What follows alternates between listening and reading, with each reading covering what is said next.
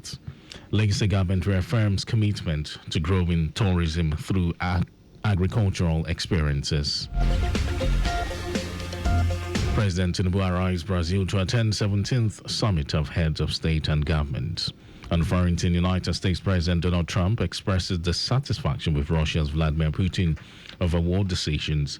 And in sport, head coach Eric Chelle names 35-man squad for 2024 African Nations Championship. And now the details. I am Mike James.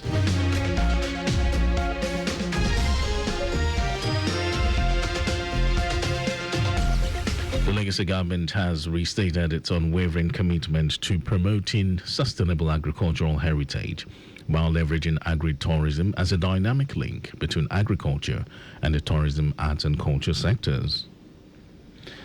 Legacy Commissioner for Tourism, Arts and Culture, Toket Benton Awinka, gave the assurance at the Extra Large World Agri-Tourism Expo Festival 2025 held in Lagos. The Commissioner said Lagos is being celebrated as the economic heartbeat of Nigeria, and not just a bustling metropolis, but also a land with rich agricultural potential. Benton Awinka stressed that the state's diverse landscapes, from its coastal regions to its fertile hinterland, offer a unique canvas for developing agri-tourism.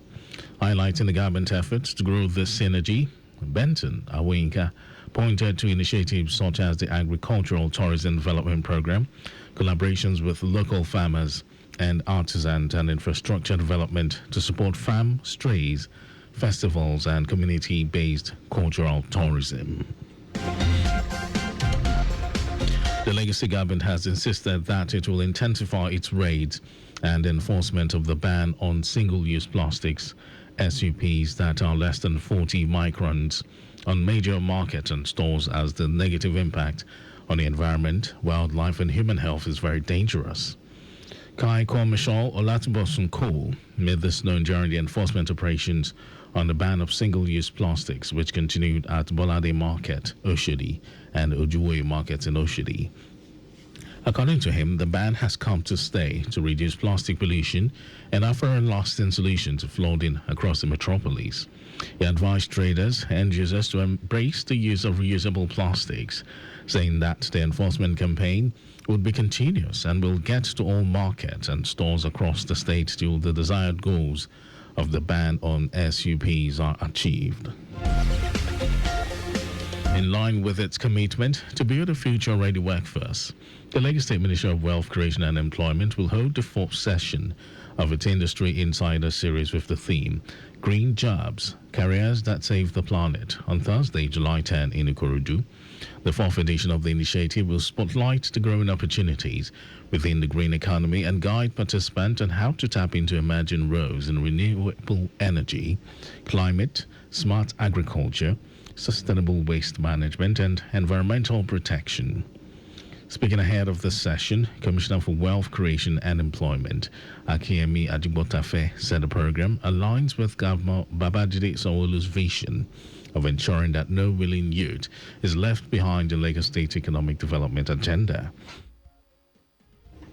Ajigbotafe emphasized that the green sector holds immense potential for creating sustainable livelihoods while addressing climate change, saying that the goal is to expose young job seekers to practical pathways for accessing decent work in climate-resilient industries. He urged job seekers and unemployed youths to take full advantage of this free opportunity to gain vital knowledge, boost their job readiness, and network with industry professionals.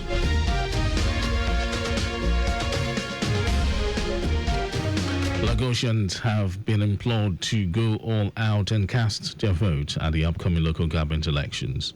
A former member of the House of Representatives and Deputy Speaker of Lagos State House of Assembly, Kolawole Taiwo, in an interview, commented on the incoming local government elections. Kolawole advised Lagosians to exercise their civic rights, stating that failure to cast your vote is equal to selling their human rights. He had this to say. I know that if everybody party will improve, will have improvement on it. But if you decide to sit at home and say they have declared result, you are giving your own casting choice to the people that want to announce any number. He also admonished the people to avoid violence and be peaceful while casting their votes, adding that the local government elections are necessary in the society since it is the closest to the people. And now to the rest of the stories. President Bola Tinubu has arrived Rio de Janeiro, Brazil, to attend the 17th summit of heads of state and government of the BRICS economic bloc, comprising Brazil, Russia, India, China, and South Africa. A statement by Special Advisor on Information and Strategy, Bayo Ononuga, announced the president's arrival in Rio de Janeiro. On hand to receive President Tinubu were Brazil's Deputy Minister for Africa and the Middle East, Carlos Duarte, and Deputy Minister for Trade, Promotion, Science, Technology, Innovation and Culture. Tinubu is visiting at the invitation of Brazilian President Luiz da Silva and is expected to attend a bilateral meeting hosted by Brazilian leader later today ahead of the main summit scheduled for July 6 and 7. President Tinubu is also expected to make a strong investment case for Nigeria, spotlighting key opportunities in agriculture, solid minerals, healthcare, and alternative energy sectors. The Federal Ministry of Works has commenced urgent structural interventions on the Kata Bridge in Lagos following alarming signs of deterioration. Minister of Works David Umahi stated that the initial plan was to rehabilitate the bridge completely after several efforts made to restore the structural elements. He hinted that Kata Bridge, which was built over 50 years ago, had deteriorated in lifespan, with all the piles and pier caps worn out completely due to dredging activities and intrusion of high water levels on the underdeck infrastructure. Umahi affirmed that the reconstruction and rescoping will address deterioration and ensure the bridge's long-term functionality to motorists and commuters. We've been funding the projects by, Federation budgetary provisions and some interventions, because the Third Mainland Bridge has been closed against heavy trucks because of this observed defects. So, according to the minister, the contractor working on the project, engaged in 2024, is currently working on repairing the substructure above the water, with two options of proposal, which are extensive repairs or complete replacement with a new bridge. He said the contractor has recommended constructing a new bridge, noting that it would offer a 100-year design life and cost about the same as major repairs. And in some foreign news, United States President Donald Trump says he is very unhappy about his telephone call with Vladimir Putin on the war in Ukraine, saying the Russian leader just wants to keep killing people. Trump also hinted that he may finally be ready to toughen sanctions against Russia, having held off for the past 6 months while he tried to persuade President Putin to end the war. Trump added that he and the Ukrainian President Volodymyr Zelensky have had a very strategic call as concerns mounted in Kyiv over U.S. military aid deliveries. And over to sports news. Head coach Eric Chelle has named a 35-man provisional squad for the 2024 African Nations Championship. Chelle called up majority of the players that took part in the final qualifying round tie against Black Galaxies of Ghana. All invited players have been instructed to turn up at the Remo Stars Sports Institute, Ikene Remo, on the 7th July with their international passports and current club license.